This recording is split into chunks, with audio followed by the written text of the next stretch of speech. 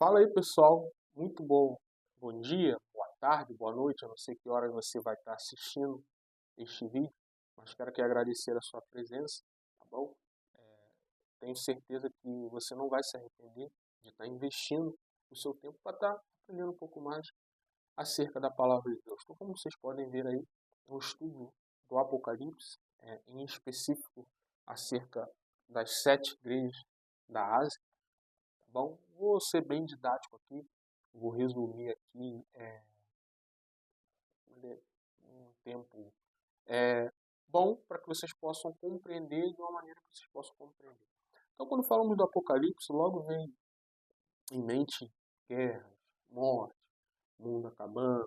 Muitos não lê este livro porque o tem como um livro tenebroso, o tem como um livro que dá medo, porque tem muitas figuras ali, fala sobre a besta que surge do mar, a besta que surge da terra, fala sobre o dragão, fala sobre guerras no céu, fala sobre cavalos, 4 cavaleiros, sobre trombeta, e assim, de fato, realmente parece uma coisa que dá medo.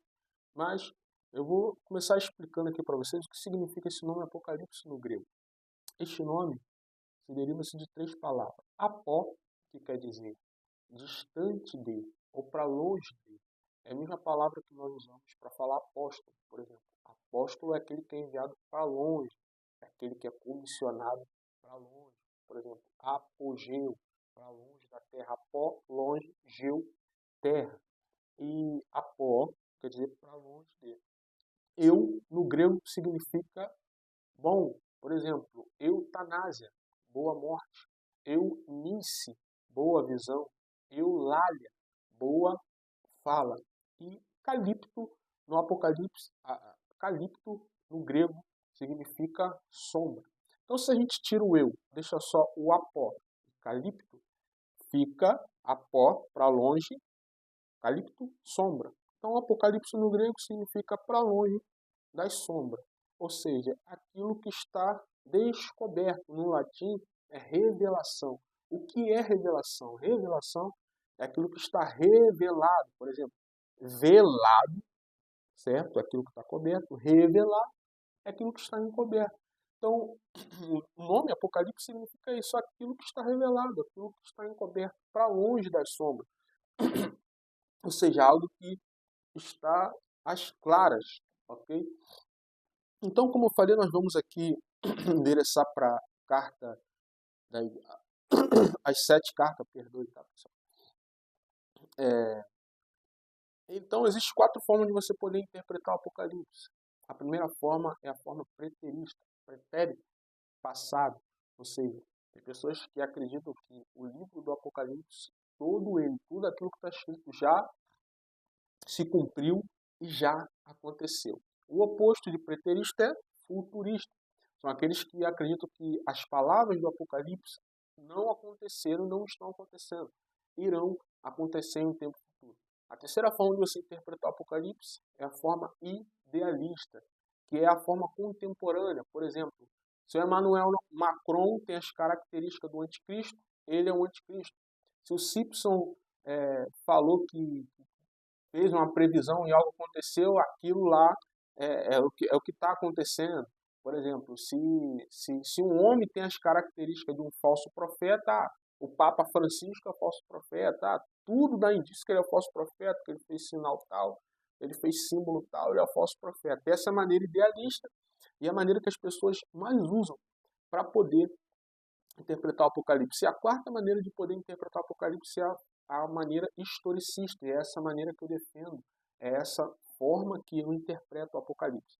Que é, por exemplo, quando você estuda história na escola, você não estuda a história em subdivisões, por exemplo, pré-história, história clássica, história moderna e história contemporânea.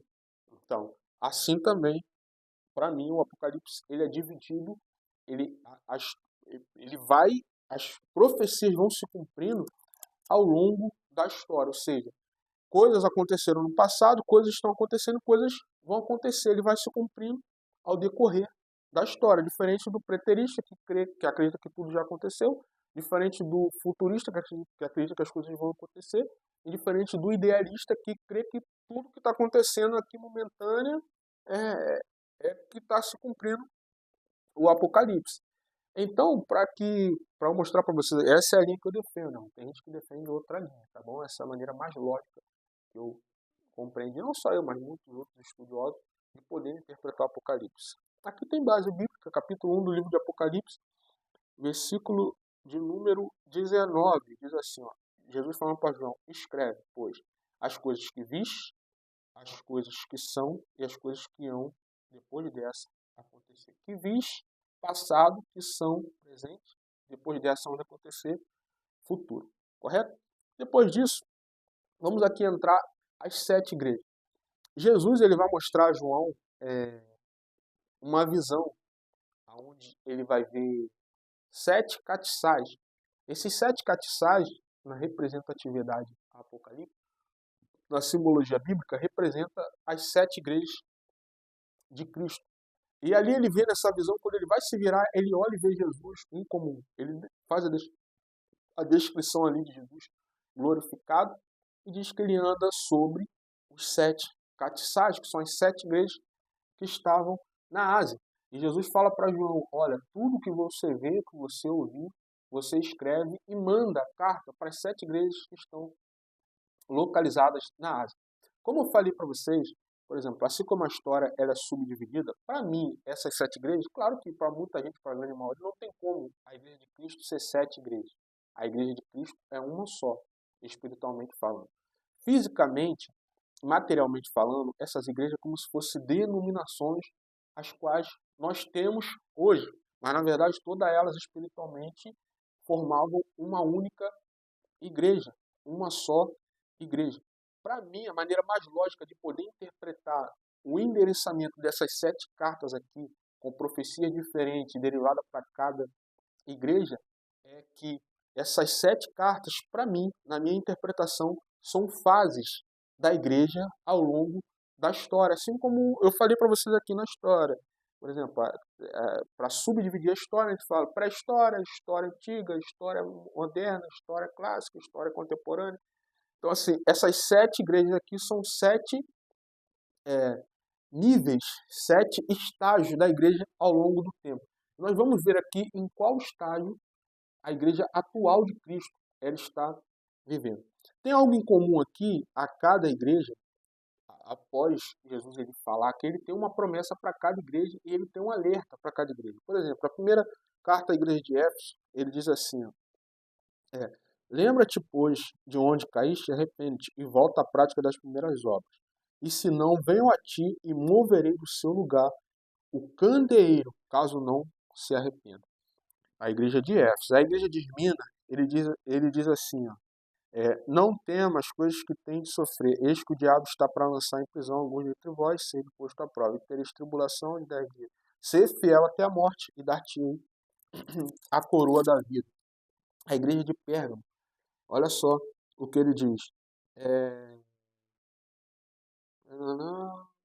Versículo 16. Arrepende-te, se não venho a ti sem demora, e contra eles pelejarei com a espada da minha boca. Então, assim, a igreja de Sardes também, ele diz assim, ó, se você não vigiar, virei como um ladrão, você não conhecerá de modo algum em que hora virei sobre ti. Então, em todas essas cartas, Jesus ele vai dando uma promessa, olha só, seja fiel até a morte. Olha só, eu venho sem demora, conserva aquilo que você tem. Olha, se arrependa-te, senão virei a ti como um ladrão. E algo interessante aqui, e esse vai ser o único capítulo todo que eu vou estar lendo, vai ser a carta endereçada à igreja de Éfeso. Porque tem algo muito interessante aqui. Olha o capítulo 3, versículo número 20, abre na sua Bíblia aí, que diz assim, ó, eis que estou à porta e bato. Se alguém ouvir a minha voz e abrir a porta, entrarei em sua casa, cearei com ele e ele comigo. Perceberam algo aqui? Ele está dizendo para as 6 igrejas, as 6 cartas que foram endereçadas. Eu estou vindo, eu virei, eu virei, eu virei, eu virei. Quando chega a carta para a igreja de Laodiceia, olha o que ele diz. Eis que estou à porta e bato. O que isso significa? Se ele estava vindo, se ele está na porta agora, porque ele está mais próximo do que nunca. E para mim, Jesus ele irá voltar. no período de Laodiceia. E é esse período a qual nós vamos ver agora se isso enquadra no período ao qual estamos vivendo. Pois bem, vamos estar olhando aqui Apocalipse capítulo 3, versículo número 14. Carta à igreja de Laodiceia, que diz assim: a anjo da igreja em Laodiceia escreve: estas coisas diz o Amém, a testemunha fiel, a verdadeira, o princípio da criação de Deus. Conheço as tuas obras, que nem és frio nem quente. Quem deras fosse frio ou quente. Assim, porque és morno e nem és quente, nem frio, estou a ponto de vomitar-te da minha boca. Peraí. Olha o que Jesus está dizendo aqui. Olha só. Muitas pessoas, para citar Aristóteles, na Ética Nicômaca, diz que a virtude da vida está no equilíbrio. A virtude da vida está no equilíbrio em tudo. Mas só que o problema dessa frase está no final. O equilíbrio, a virtude da vida não está no equilíbrio de tudo. Por exemplo, não tem que ter equilíbrio entre o bem e o mal. Não tem que ter equilíbrio entre Deus e o diabo. Não tem que ter equilíbrio entre o certo e o errado. Não tem que ter equilíbrio entre matar e não matar. Certo? Não tem que ter equilíbrio entre adorar Jesus e adorar Satanás. Não tem que ter equilíbrio. Então, o que Jesus está... E, biblicamente, essa frase é errada. Olha o que Jesus está falando. Eu queria que você fosse frio ou quente. Olha só. Frio é um extremo. Quente é outro extremo. Mas só que morno não é nem quente nem frio. E olha o que Jesus ele faz com quem é morno. Ele vomita da sua boca. Porque existe dois lados, espiritualmente falando. O bem e o mal. Deus e o diabo.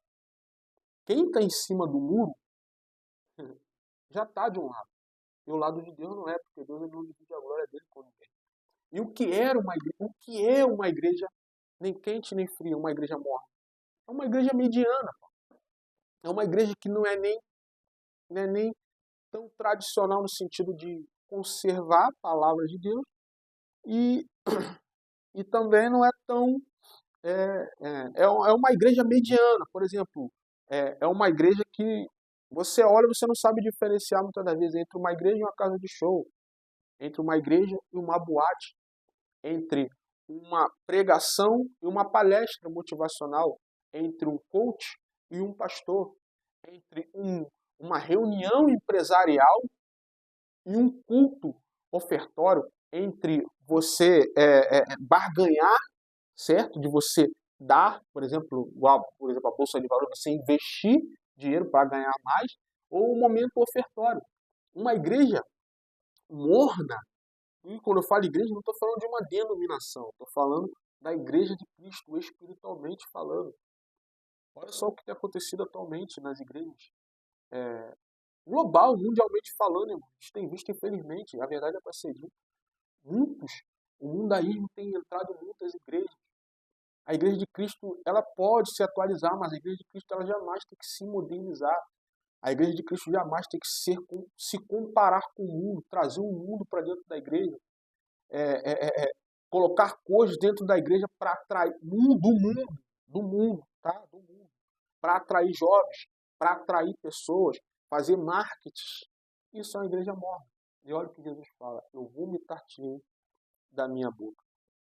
Aí diz aqui no versículo 17: pois diz, estou rico e abastado, e não preciso de coisa alguma, e não sabes que tu és desgraçado, miserável, pobre, cego e nu.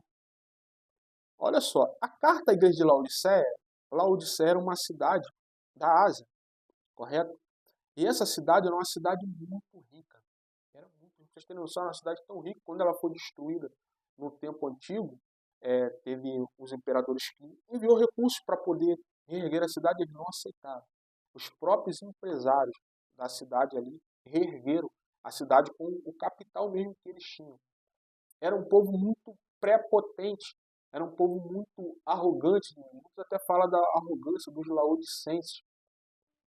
Então, ela dizia que era rica, mas Jesus chama ela de desgraçada, miserável. Como que pode uma igreja que é rica ser chamada de miserável? Uma certa vez, estava dois homens de Deus lá fora, observando, né, as igrejas, as catedrais, e ali um virou para o outro e disse assim: rapaz, hoje nós não podemos dizer como Tiago, como Pedro E João disse lá no tempo para aquele paralítico, não temos ouro nem prata. Aí outro virou para ele e falou assim, rapaz, realmente, mas também a gente não pode dizer hoje levante e anda. Ou seja, a igreja de Cristo hoje em dia tem ouro, tem prata, tem dinheiro, tem recurso. Não estou dizendo que isso é o pecado, mas, infelizmente, muitas igrejas já não tem mais o levanta e anda. Já não tem mais os milagres. Já não tem mais a revelação da palavra. Já não tem mais a palavra genuína, a palavra pura, a palavra, aquela que liberta, não é aquela palavra que te motiva ali, onde você fica motivado no culto e depois você sai desanimado. Não.